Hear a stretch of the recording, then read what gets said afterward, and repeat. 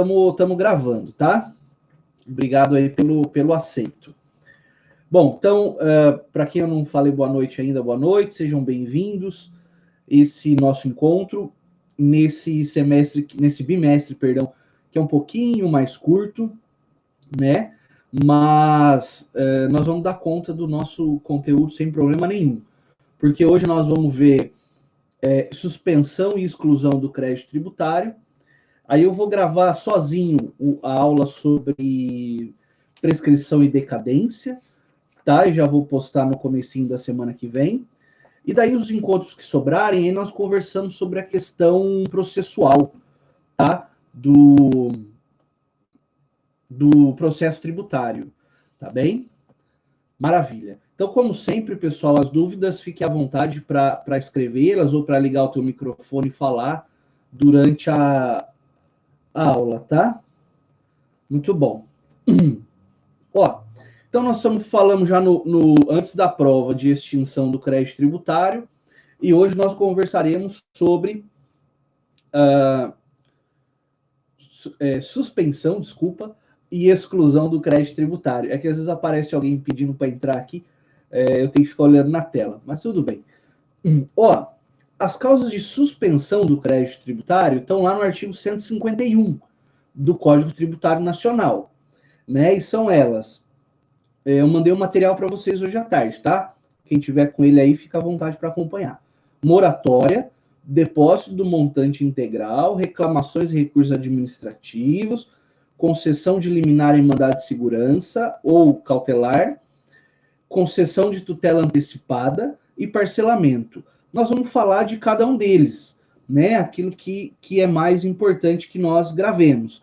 E depois nós vamos falar sobre as causas de exclusão, que daí são a anistia e a isenção, tá bom? Bom, então vamos lá. Suspensão do crédito tributário, artigo 151, inciso 1, moratória. Pessoal, moratória nada mais é do que uma prorrogação de prazo, tá? É uma dilação do prazo para o pagamento do tributo. Ela é relativamente comum de acontecer, não é nada impossível, não é só abstrato, né? Eu acredito que nesse momento de abalo econômico que não só o país como o mundo vive, nós vamos ouvir falar bastante ainda de moratória, né? Tá certo? E aqui, claro, nós estamos falando da moratória de direito interno, porque se você pegar, por exemplo, na Argentina, o governo argentino já decretou moratória da sua dívida externa. É claro que foi um ato unilateral, né, do governo em relação aos credores, mas enfim, é um exemplo que a gente pode colher. Muito bom. Então, a moratória é tratada lá no artigo 152 a 155. Né? Ela tem essa previsão legal bastante detalhada. Né? Bom, primeiro dado importante, que a moratória ela pode ser concedida por lei ordinária, tá? Por lei ordinária. Quer dizer, se ela é concedida por lei, eu, em certa medida, consigo visualizar que não tem interferência do Poder Executivo nesse aspecto, não é? Ela é ato do Poder Legislativo, tá? Então, alguém propõe um projeto de lei lá de moratória e ele é aprovado pelo Poder Legislativo sem interferência do Poder Executivo, exceto o trâmite normal de sanção ou veto, mas aí o veto pode ser derrubado, aquilo tudo que a gente aprendeu de direito constitucional. Bom, a moratória ela pode ser, então, ela deve ser concedida por lei ordinária e ela pode ser geral ou individual, tá? Quando nós falamos, então, geral para casos indistintos, de forma bem abstrata mesmo, e quando é moratória individual, aí me parece já que é uma lei de efeitos concretos, né? Porque ela está se referindo ali a um caso específico. Diferente daquele conceito puro de lei que nós aprendemos, que é um ato geral e abstrato, tá? Pois bem, a moratória geral concedida por lei, ela pode ser autônoma ou autonômica. O que significa isso? O próprio ente tributante, não é? Ou melhor, a lei atinge tributos de um ente tributante em específico. Então, uma lei municipal que concede moratória de impostos municipais, e assim sucessivamente. Ou ela pode ser uma moratória heteronômica ou heterônoma.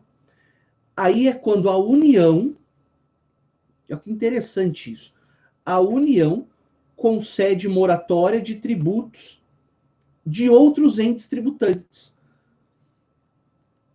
É possível que isso aconteça, embora pareça pouco lógico dentro de tudo aquilo que nós estudamos até hoje com relação à divisão de competência tributária. Mas aqui nesse momento específico é possível, então, que a União conceda moratória, ou seja, dilação de pagamento, do prazo de pagamento, de tributos que não são necessariamente da sua competência. Então, a União pode conceder moratória de tributos estaduais e municipais. No entanto, desde que faça isso, incluindo também os seus tributos. Então, a União pode dar concessão de prazo de tributos que não são da sua competência, mas ela precisa incluir ali também tributos da competência da União. Então, não é assim só a União se miscuindo em assuntos do Estado, do município e do Distrito Federal. Não. Ela vai conceder moratória dos próprios tributos e, a reboque, pode conceder moratória de tributos estaduais, municipais e distritais, conforme a circunstância. Né? Então, isso é uma primeira divisão. Moratória autonômica ou autônoma e heteronômica ou heterônoma. Legal. Pessoal, se tiver muito depressa, vocês, por favor, me avisem, tá? Ó, com relação ao território, ao âmbito territorial da moratória, a extensão geográfica da moratória, aí também existe uma divisão. Eu tenho uma moratória geral, que se estende para todo o território do ente que concedeu. Então, se eu tenho uma moratória no estado do Paraná, uma moratória territorial geral, aí essa moratória territorial geral atinge todo o território do estado, mesmo com o município, União e assim sucessivamente. No entanto, eu posso ter também uma moratória parcial. Usando ainda o exemplo do estado do Paraná, ou de São Paulo, enfim, o estado limita o âmbito territorial dessa moratória. Então, vai só para o sudoeste do estado de São Paulo, só para o norte do estado do Paraná, né? Então, são situações um pouco mais pontuais. A doutrina aponta, turma, que geralmente essas moratórias gerais, parciais, autonômicas ou heteronômicas, elas são fundadas numa situação de grave comprometimento econômico do país, como disse no começo da minha fala, como o que nós estamos vivendo hoje, por exemplo. Né? Agora, eu vislumbraria como exemplo de uma moratória parcial uma calamidade natural que atingiu só uma região do estado, desculpa, ou só uma região do município, ou só uma região da União. Então, aí me parece bastante plausível que para aquela região específica que foi atingida, né, aí então é necessário que se decrete uma moratória para ajudar, né, no sentido de conceder mais prazo para o pagamento do tributo. É uma benesse, né? Claro, uma benesse. Tranquilo? O artigo 153 do Código Tributário Nacional, nos incisos 1, 2 e 3, trazem os requisitos obrigatórios e facultativos da moratória, né? A ser cumprido pelos beneficiários da moratória. Então, aquele que se beneficia vai ter que observar alguns requisitos que são obrigatórios e outros facultativos. Ó, como requisitos obrigatórios, nós temos o prazo e as condições para as quais será concedido esse favor. Parece óbvio, né? Porque se vai conceder um prazo de dilação, é preciso que haja a determinação de quanto vai ser dilatado esse prazo. E agora, requisitos facultativos.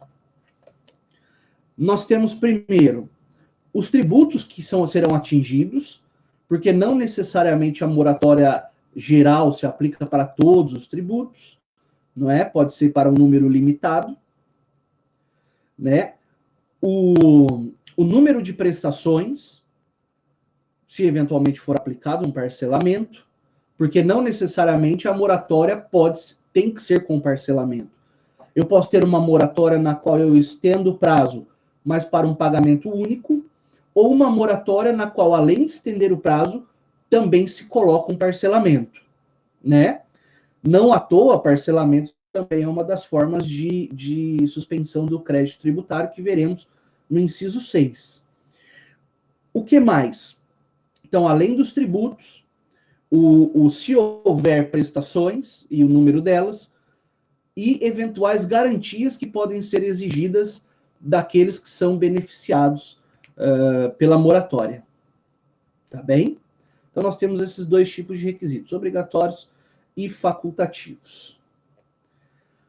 Importantíssimo é o artigo 154, que vai nos ajudar, por exemplo, em provas, e mesmo no dia a dia, a distinguir os institutos. Por quê? Na moratória, é preciso que o crédito tributário já tenha sido constituído, quer dizer, com o lançamento já inteirinho feito, ou que já tenha sido iniciado o procedimento de lançamento. Repito. Então, é preciso que o crédito que vai ser atingido pela moratória,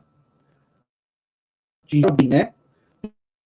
Pela moratória, ele tenha sido constituído por um lançamento já finalizado, ou então encontre-se aí em fase com o seu lançamento tributário já iniciado. Do contrário, não cabe moratória. Tá certo? Pode caber isenção, que nós vamos ver depois. Bom, como todo benefício, como toda benesse que é concedida pelo Estado e regulada pelo direito, se pressupõe que haja boa-fé de ambas as partes. Nesse sentido, a doutrina leciona, e o artigo 155 do Código Tributário chancela, não é? Essa lição doutrinária, que a moratória não gera direito adquirido. Quer dizer, então, que a pessoa beneficiada pela moratória não necessariamente terá direito adquirido a exercê-la, se não preencher os requisitos, se não observar aí, não oferecer as garantias, ou então se agir com dolo. A pessoa age com dolo no intuito de enganar o fisco para colocar-se numa situação de beneficiário da moratória. Pois bem, no caso de dolo, o fisco vai processar a anulação da moratória, ela vai ser anulada, porque a princípio ela é ilegal, foi concedida sob uma base mentirosa, falsa. E no caso do não preenchimento dos requisitos e observação de garantias e tudo mais, observância, perdão, de garantias e tudo mais, aí é caso de revogação da moratória.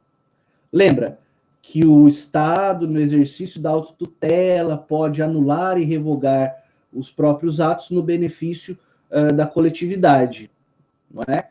Quando se revoga ou anula uma moratória, se pensa sim no benefício da coletividade, porque o contribuinte vai ser obrigado a pagar o tributo e isso aumenta os cofres públicos. Legal, turma? Alguma dúvida? Vamos lá, Otávio.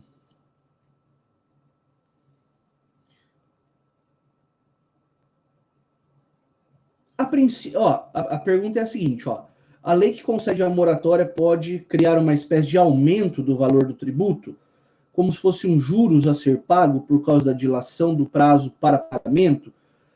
Me parece que não, e que seria, em certa medida, até injusto embutir juros aí, porque, especialmente em casos de grave comoção, calamidade e tudo mais, porque daí você estaria, ao mesmo tempo que dá um benefício, você também gera um ônus a mais para o beneficiário. Isso pode, em certa medida, Otávio, afastar as pessoas que poderiam se beneficiar dessa moratória. Tá certo? Não sei se eu te respondi. Se sim, vamos adiante. Se não, você põe aí, tá? Fica à vontade. Depósito do montante integral é a segunda causa de suspensão. Está no artigo 151, inciso 2. Depósito do montante integral.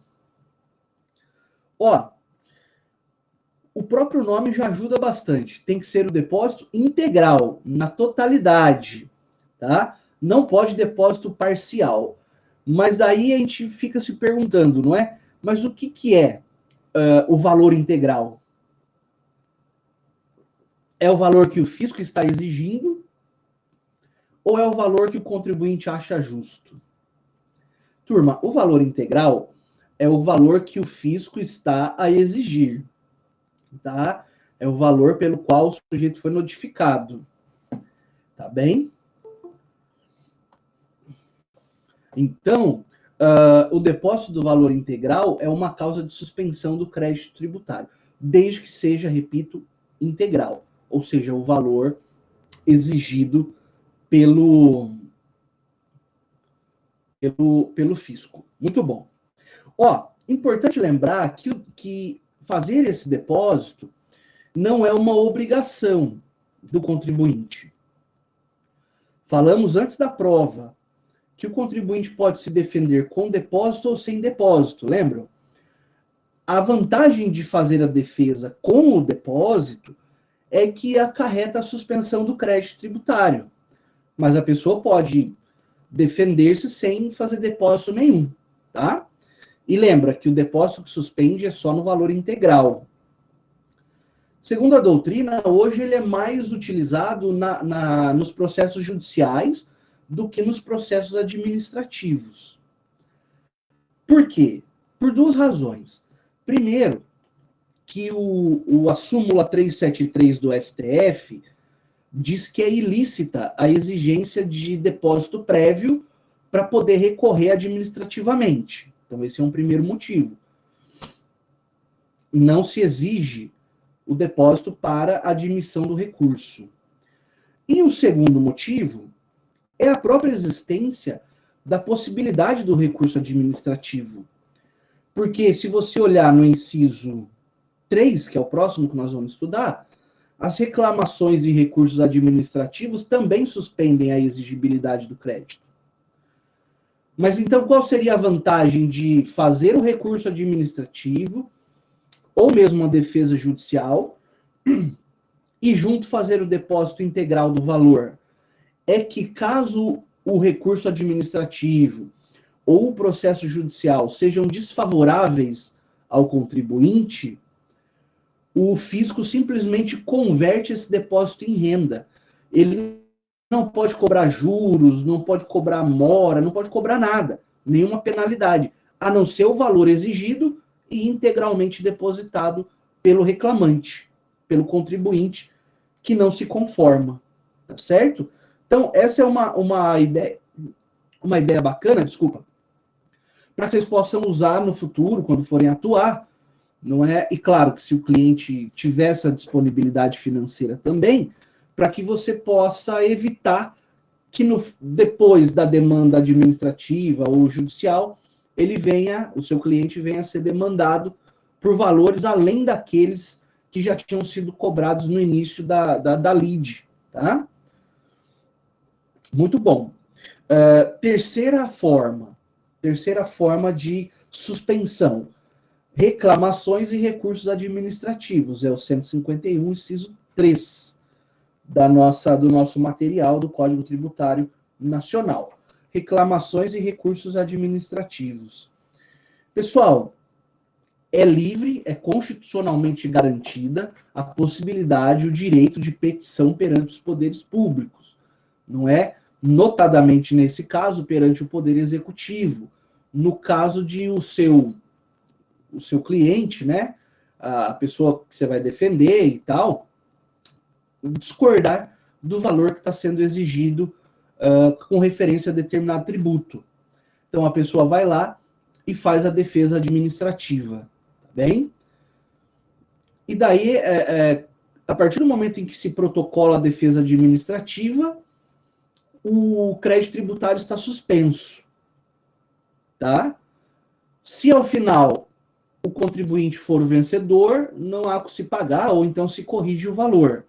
Se ao final ele for perdedor da demanda, sem depósito, aí o ente tributante pode cobrar não só o valor principal, que é o valor do tributo, mas os acréscimos decorrentes da demora do pagamento, tá? Então, por isso que é bacana combinar a defesa administrativa e o depósito integral do valor exigido.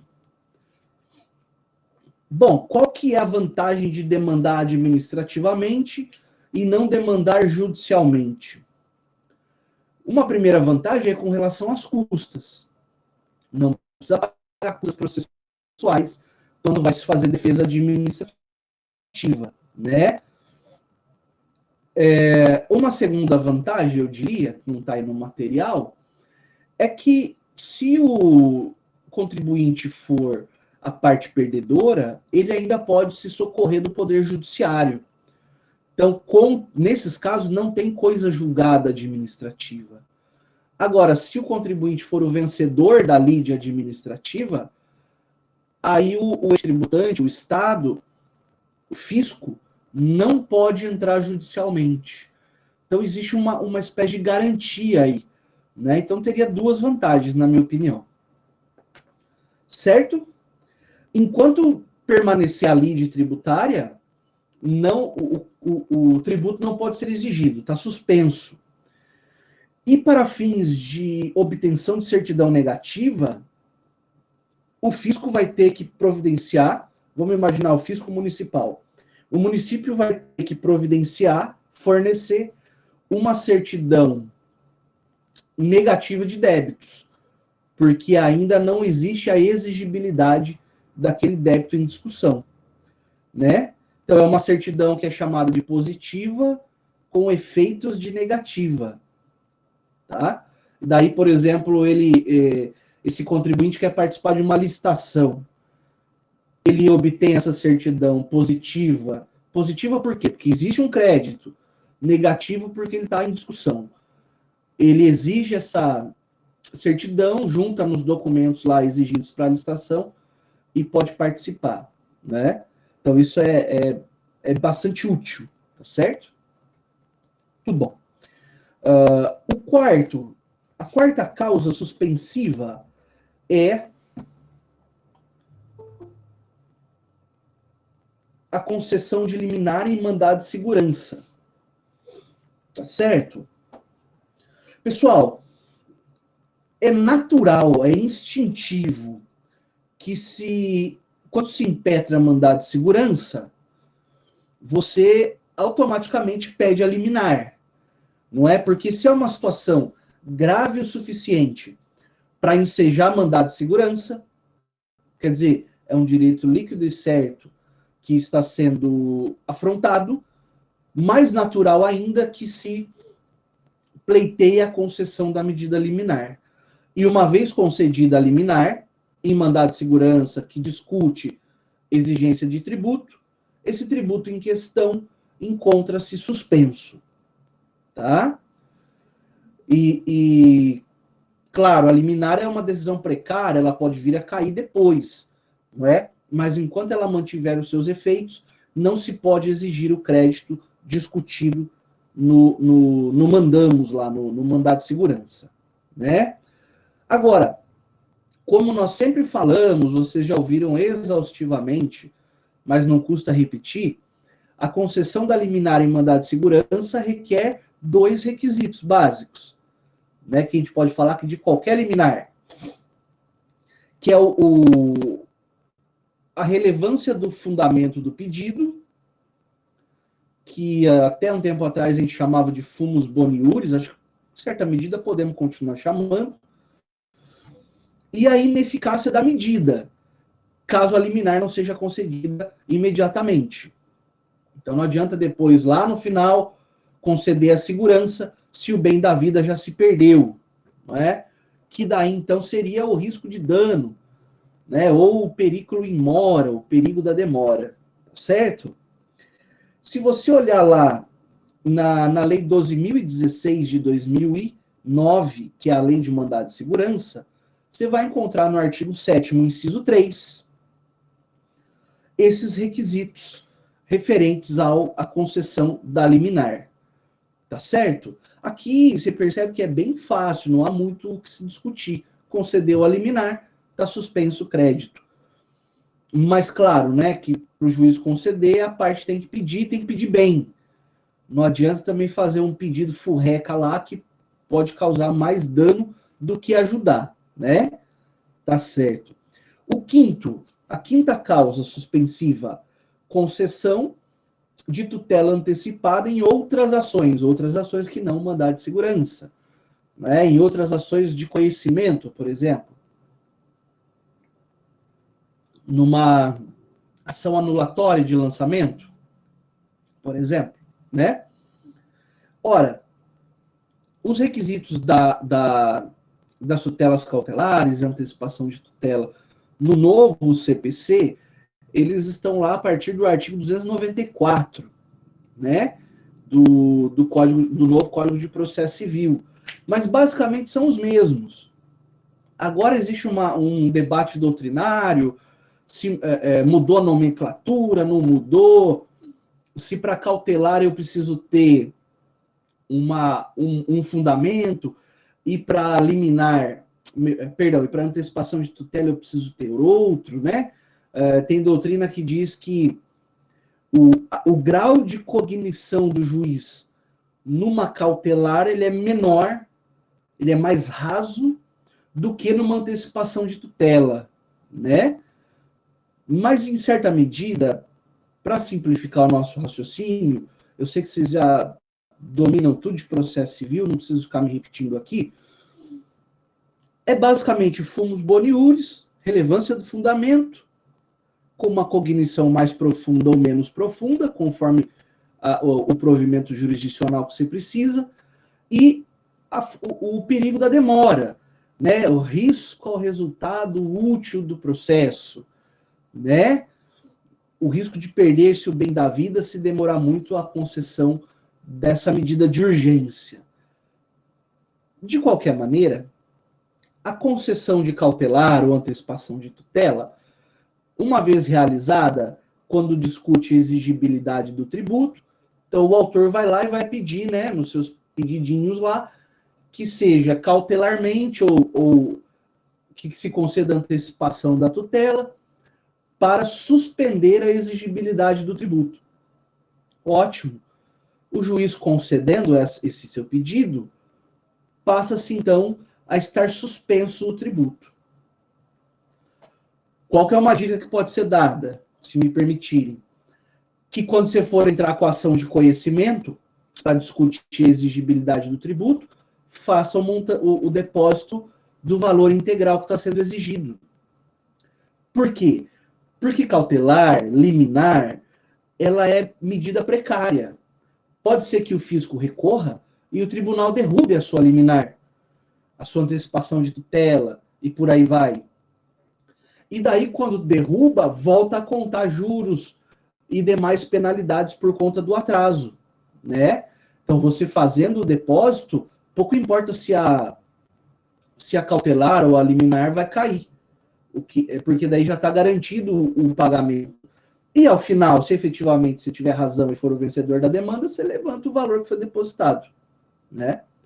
E se perder ao final, o fisco simplesmente converte em renda aquele depósito e não pode cobrar um centavo a mais do que o valor do principal, que era o valor que estava sendo exigido inicialmente. Maravilha. Agora, a última forma de suspensão, turma. Tá tudo ok? Tá muito depressa? Tá bem. Qualquer coisa vocês me falam aí. Parcelamento. Bom, o parcelamento, em certa medida, ele tem alguma natureza de moratória, não é? Por quê? Porque, antes de mais nada, para se realizar o parcelamento, há que se ter em mente que só pode ser parcelado aquilo que já foi lançado.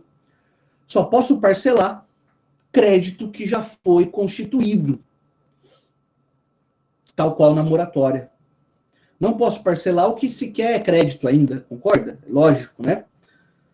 Então, ela tem sim uma certa natureza de moratória, o parcelamento.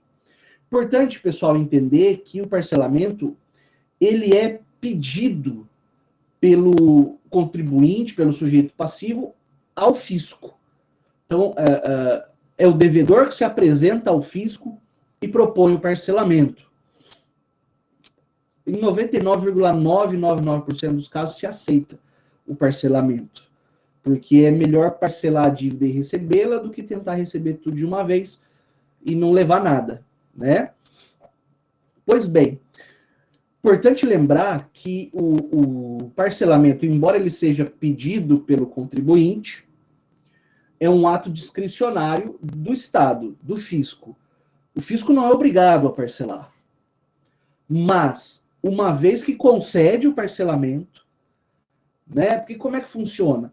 Você vai lá, faz o pedido perante a administração pública, aquilo é instaurado um processinho administrativo, um procedimento administrativo, e ao final é dado um despacho, uma decisão, dizendo, conceda-se o parcelamento requerido, né?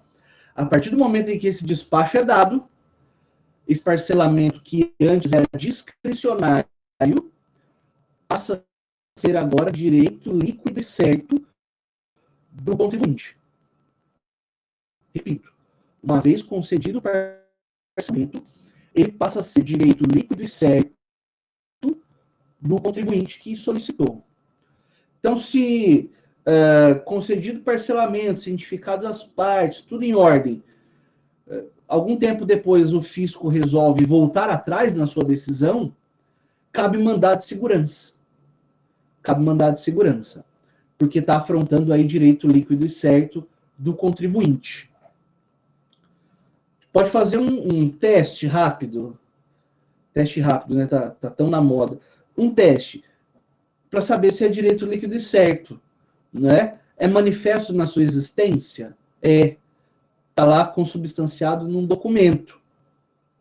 É delimitado na sua extensão? É também relativo ao parcelamento de determinado tributo, em tantas vezes, em tantos prazos.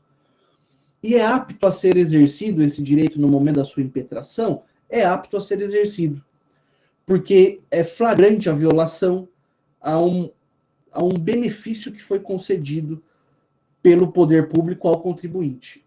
E lembra que esse benefício, ele é concedido tanto no interesse do particular, devedor, quanto no interesse público coletivo de receber o tributo, ainda que com parcelas, e aí, eventualmente, sendo inserido alguns juros, né?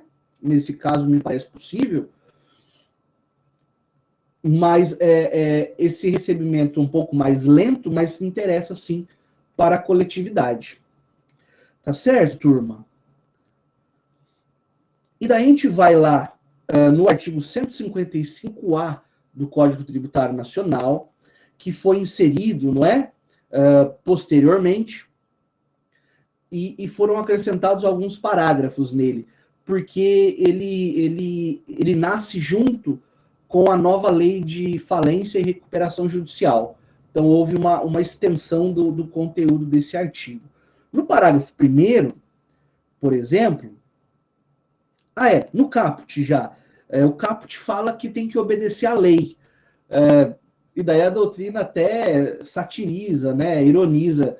Claro que tem que seguir a lei. Não é? A atuação administrativa é uma atuação legal, e aqui não seria diferente. O parágrafo 1º vai de encontro com isso que eu falei da inclusão de juros e outros valores, porque estabelece que o parcelamento não exclui a incidência de juros e multas. É claro, O parcelamento acaba, em certa medida, sendo uma negociação, não é? O contribuinte aceita pagar um valor a mais, mas que haja parcelamento. E a administração insere um valor a mais para suportar esse parcelamento. Muito bom. E daí o parágrafo 2º do artigo 155A diz respeito à aplicação das normas relativas à moratória, porque, como nós dissemos, são institutos muito próximos, muito próximos. Então, eventual omissão pode ser suprida com as normas que estão lá no artigo 152 a 155 do Código Tributário Nacional e dizem respeito à moratória, tá certo? Bom, os parágrafos 3º e 4º, os novos, eles dizem respeito à recuperação judicial, né, matéria que vocês viram lá em direito empresarial. É plausível, não é razoável que uma empresa em recuperação judicial possa pleitear também o parcelamento das suas dívidas tributárias, não é? Então, e ali traz o regramento, tudo isso no intuito de facilitar a recuperação judicial da empresa. Turma, com isso nós encerramos as causas de suspensão, tá? Meu objetivo é que a nossa aula tenha entre 45 e 50 minutos, acho que nós vamos conseguir, senão nós vamos ter que estender um pouquinho, mas nada muito longo. Se não houver dúvidas, nós podemos seguir adiante e falar das causas de exclusão do crédito tributário, que são duas só, né? A isenção e a anistia. Beleza. Vamos lá. Ó, causas de exclusão do crédito tributário. Vamos começar falando da isenção. Artigo 176 do CTN. Pessoal, a isenção, nós já falamos dela, por exemplo, quando estudamos lá as imunidades tributárias, as imunidades constitucionais. Na época, nós fizemos um paralelo, as diferenças entre as imunidades e as isenções. Então, aqui nós vamos relembrar alguns aspectos e anotar alguns novos, tá? Bom, veja lá. A isenção não se confunde com imunidade, não é? Só para lembrar. Porque a isenção é uma norma de não incidência tributária legalmente qualificada. O que quer dizer esse conceito? Quer dizer que a isenção se dá por lei, enquanto que a imunidade se dá por norma constitucional, certo? Pois bem, a isenção atinge, foi até objeto de questionamento em prova, mas vamos lá. A isenção atinge só a obrigação principal. As obrigações acessórias permanecem exigíveis. Por exemplo, manter livros de escrituração contábil, fazer declarações, suportar fiscalizações. Essas obrigações acessórias, periféricas, elas permanecem, embora a obrigação principal seja afastada por conta da isenção. Tá? Bom, aí tem uma pequena celeuma entre a doutrina e o STF sobre a natureza jurídica da isenção. O STF tem esse entendimento no sentido de que, veja, para o STF, o fato gerador ocorre.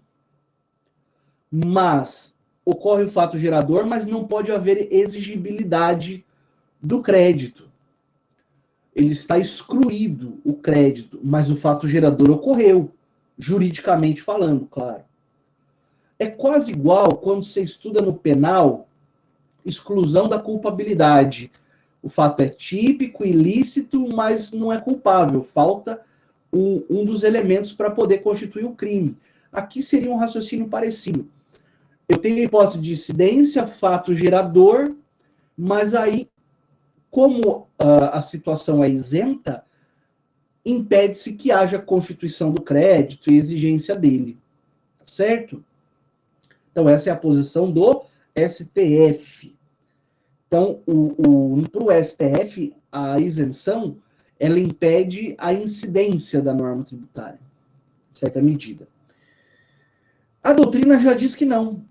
A doutrina diz que quando um fato é isento, é como se o ordenamento jurídico fechasse os olhos para a ocorrência mesma do fato gerador, né? Então, aqui, para a doutrina, nem fato gerador ocorre, juridicamente falando, tá? Beleza? Entenderam? Então, essa é a divisão teórica a respeito do tema. Bom, a isenção, do mesmo jeito que é dada por lei, também pode ser revogada por lei, não é? Então, ela pode ser dada e pode ser tirada. Pessoal, uma isenção gratuita, por assim dizer, simplesmente concedida, sem exigir contraprestação nenhuma do contribuinte, ela pode ser revogada a qualquer hora. Tá bem? A qualquer hora. E nem tem que observar a anterioridade da exigência, aquilo que nós vimos lá no comecinho do semestre. Então, repito, a isenção gratuita, não onerosa, que não exige contrapartida, ela pode ser retirada a qualquer momento, sem observância do princípio da anterioridade. No entanto, aquela isenção onerosa que exige contrapartida, posso dar como exemplo, o município oferece isenção de imposto, ou o Estado oferece isenção de ICMS para uma indústria se instalar, desde que essa indústria contrate 200 trabalhadores. Isso é uma isenção onerosa. Ou desde que a indústria doe um terreno para a construção de uma creche, enfim, qualquer prestação no interesse coletivo. Se o beneficiário da isenção está observando a contrapartida que lhe foi imposta, não pode o poder público revogar a isenção, tá certo? Porque gerou direito líquido e certo. E, em certa medida, também caberia aí mandado de segurança para discutir essa revogação. Tá claro? Muito bom. Em regra, a isenção é só para impostos, tá? Incluindo aí taxas, contribuições de melhoria e demais espécies tributárias. É só para impostos. E aqui é interessante a gente lembrar, aqui não existe isenção, isso não está no material, mas você vai anotar aí, não existe isenção heterônoma. Leia-se, não pode um ente tributante isentar imposto de outro ente tributante. Então, o que pode lá na moratória, aquela moratória concedida pela União, relativa aos próprios impostos ou tributos dos estados, Distrito Federal e municípios, não acontece aqui na isenção. Tá? É inconstitucional se a União der isenção de tributo do estado de São Paulo, por exemplo. Tá certo? E, igualmente, se o estado der isenção de tributos do município de Ourinhos. É inconstitucional, é vedado, é impossível disso acontecer. Quer dizer, até é possível, né? Mas aí, na verdade, vai ser declarada a inconstitucionalidade dessa lei, tá? Só um instantinho, eu já respondo o colega Fábio, tá? Só para eu terminar aqui o raciocínio. Ó, a isenção, ela é marcada pelo princípio da legalidade. Quer dizer o quê? Só pode ser concedida por lei. E aqui existe ainda um outro princípio, que é o princípio da similitude das formas, né? Da similaridade das formas. O que quer dizer isso? Quer dizer o seguinte, que se o tributo foi criado o imposto foi criado por lei ordinária, a isenção tem que vir por lei ordinária. Se o tributo foi criado por lei complementar, a isenção tem que vir por lei complementar também. tá certo? Porque é necessária a mesma espécie normativa que cria, tem que ser a mesma para conceder a isenção, tá certo? E daí, por fim, antes de responder a perguntinha, nós temos que lembrar também que a isenção concedida de forma pura e simples, não aquela onerosa, mas aquela de forma pura e simples, ou mesmo a onerosa, a princípio não gera direito adquirido. Na pura e simples, sem maiores problemas a gente vislumbrar, não gera direito adquirido, pode ser revogada a qualquer tempo. Agora, nas onerosas, não gera direito adquirido quando o beneficiário não observa as contrapartidas que foram impostas. Então, não contratou os 200 empregados lá no nosso exemplo. Pode haver revogação. Tá certo? Nesse caso, é importante lembrar que se houver dolo ou fraude também, aí é possível que o poder público também anule a isenção que foi concedida. A pessoa dolosamente, fraudulentamente, simulou uma situação na qual ela se encaixaria no benefício. Né? Na prova, por exemplo, demos o exemplo lá do sujeito que é ex-combatente e ganhou uma isenção por conta disso. Aí a pessoa frauda documentos, né, maliciosamente para se parecer que é um ex-combatente e se beneficiar dessa isenção. Descobrido o dolo, descobrida a fraude, então o ente tributante revoga a isenção concedida e, além disso, vai cobrar multas, juros e penalidades outras, não é? Além de eventuais implicações em outras áreas do direito, como, por exemplo, o direito penal, né? Então, é importante entender que a isenção, nesses moldes que eu lhes falei, não gera efetivamente um direito absoluto, né? Pode vir a revogação a qualquer tempo, exceto no caso das isenções onerosas, quando o beneficiário está a cumprir todas as contrapartidas que lhes foram exigidas. Tá certo? Vamos lá, então. Na medida liminar em mandado de segurança, dado a parte passiva, já é possível deixar de contribuir sobre o tributo antes do final do processo?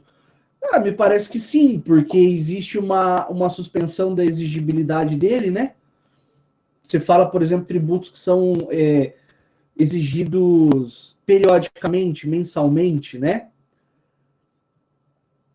Agora, se eu estou discutindo a cobrança como um todo, não me parece lógico que a pessoa continue recolhendo nos meses subsequentes. Agora, se eu estou discutindo a exigência de um período em especial, aí é natural que os demais continuem sendo recolhidos pelo devedor, porque senão ele também vai estar daí equivocadamente se colocando numa situação de mora, de atraso, né? Não sei se eu te respondi nesse sentido, Fábio. Espero que sim. Se não, você, por favor, complementa. Beleza. Enquanto nós vamos vendo aí, nós temos a última... Valeu, Fabinho. Nós vamos ver aqui a anistia, que é a segunda e última causa de exclusão tributária. Tá? Pois bem, anistia, vocês já ouviram esse termo N vezes ao longo do curso? A anistia tem o sentido de perdão, né? Perdão das infrações tributárias. Então, a anistia não se aplica necessariamente ao principal do tributo. Não. A anistia se aplica às multas, penalidades, infrações, não é? Então, quando a pessoa deixa de recolher tributo ou não se submete às obrigações acessórias, é natural que isso seja considerado infração tributária, né? Uma infração. Cometeu ali um erro sancionável, punível, não é? A anistia perdoa justamente essas infrações. Então não tem nada a ver com o valor de tributo principal, a gente não questiona se o tributo é devido, nada disso. O que nós estamos questionando aqui é a infração, tá? É a infração tributária. Pois bem, está lá no seu artigo 175 do Código Tributário Nacional. Seus efeitos desonerativos atingem a obrigação principal, mantendo-se incólumes os deveres instrumentais ou chamadas obrigações acessórias. Não, isso aqui tem a ver com isenção, não tem nada a ver com a nossa matéria agora. Então, a anistia é o perdão das penalidades pecuniárias,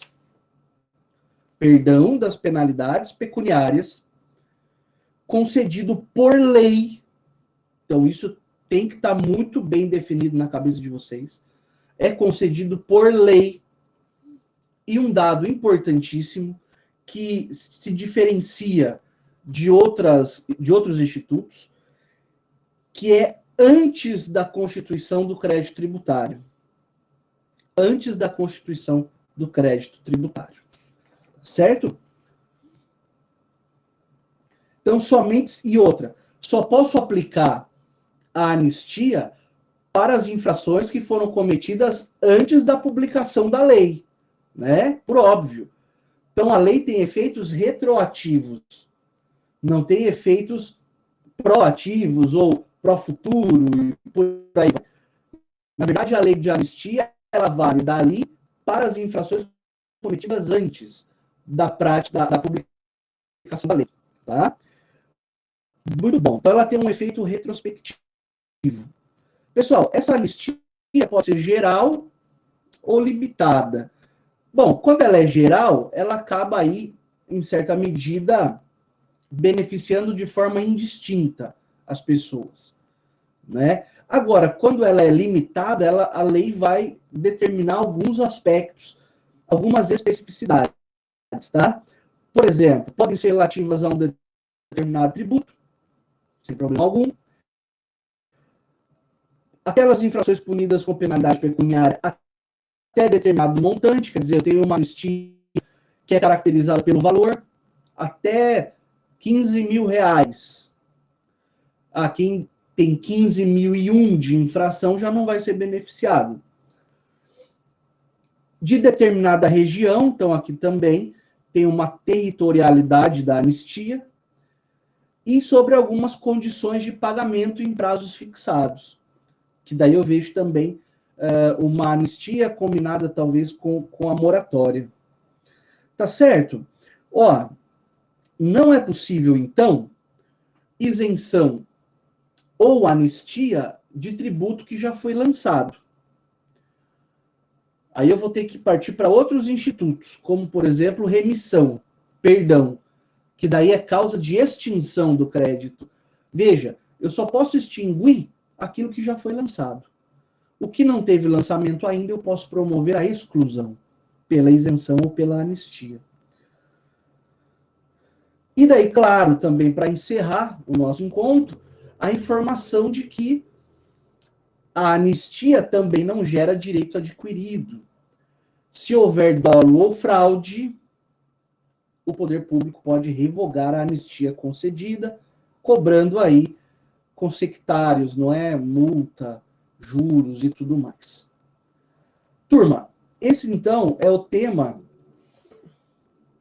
referente à suspensão e exclusão.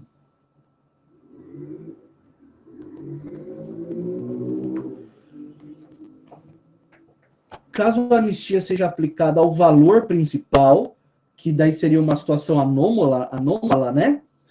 Pode incidir em improbidade administrativa, ato de improbidade administrativa que causa prejuízo ao erário. Preciso olhar a lei, são muitos incisos que estão lá no artigo 10, né?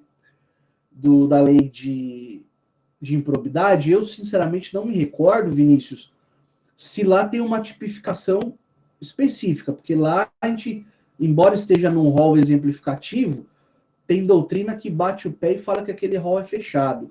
Mas se eu não conseguir tipificar ali, eu posso talvez tipificar no artigo 11, que é mais aberto, que fala de atentar contra os princípios da administração, né? Contra, por exemplo, o princípio da eficiência. E não podemos esquecer que essa renúncia maldosa, dolosa, pode também gerar responsabilidade por crime. Como é que é mesmo?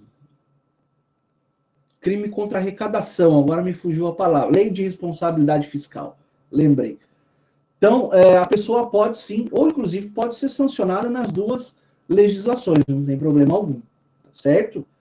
Demonstrado elemento subjetivo, sim, a pessoa efetivamente pode ser punida, não é? Maravilha. Pessoal, olha, então o que eu havia programado para hoje eram esses dois assuntos, tá? Nós eventualmente até nos estendemos um pouquinho mais do que o programado, vamos para quase 1 hora de aula, mas eu agradeço muito a presença de vocês, tá? Fico muito feliz que tenham vindo para a aula e espero que tenha sido, em certa medida, proveitoso, que vocês possam ter tirado suas dúvidas e aproveitado o material.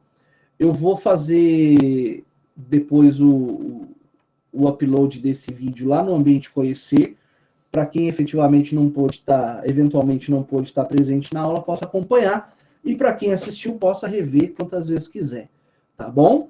Eu agradeço a todos pela presença, me despeço, e desejo a todos uma boa noite, uma boa semana, um bom descanso, e eu vou... Valeu, galera, muito obrigado, viu? Obrigado mesmo. E daí eu vou encerrar a gravação e depois, hoje ainda, eu já lanço lá no Ambiente Conhecer. Tá bom? Muito obrigado, boa noite a todos.